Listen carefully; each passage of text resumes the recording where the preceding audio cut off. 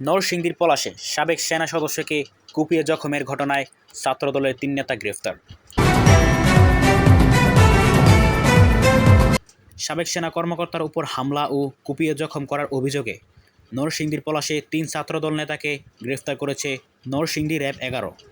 গত সোমবার রাতে কক্সবাজার থেকে তাদের গ্রেফতার করা হয়। মঙ্গলবার দুপুরে বিষয়টি নিশ্চিত করেছেন নরসিংদী র্যাব ১১ এর কমান্ডার সাদমান ইবনে আলম।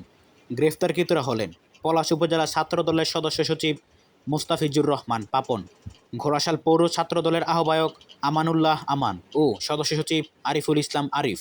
এর আগে গত ১০ এপ্রিল পলাশ থানায় মামলা করেন ভুক্তভোগী ও অবসরপ্রাপ্ত সেনাবাহিনীর সার্জেন্ট মোহাম্মদ মোজাম্মেল হক। তিনি পলাশ উপজেলার বালিয়া গ্রামের আব্দুল ওয়াদুদ মিয়ার ছেলে। নরসিংদীর র্যাব ১১ এর কমান্ডার সাদমান ইবনে আলম বলেন, সাবেক সেনা কর্মকর্তাকে মারধর ও হামলার ঘটনায় ৩ জনকে সোমবার রাতে কক্সবাজার থেকে গ্রেফতার করা হয়েছে। মঙ্গলবার বিকেলে পুলিশের কাছে হস্তান্তর করা হয়েছে বলেও জানান তিনি। গত ৫ আগস্ট এর পর ডক্টর মঈন খানের পিএস বাহাউদ্দিন মিল্টনের ছত্রছায়ায় এই ৩ ছাত্রনেতা সন্ত্রাসী ও চাঁদাবাজি করে লাখ লাখ টাকা হাতিয়ে নিয়েছে ব্যবসায়ীদের কাছ থেকে। সন্ত্রাসী পাপন, আমান ও আরিফকে গ্রেফতার করায় স্বস্তি ফিরে এসেছে পলাশ উপজেলায়।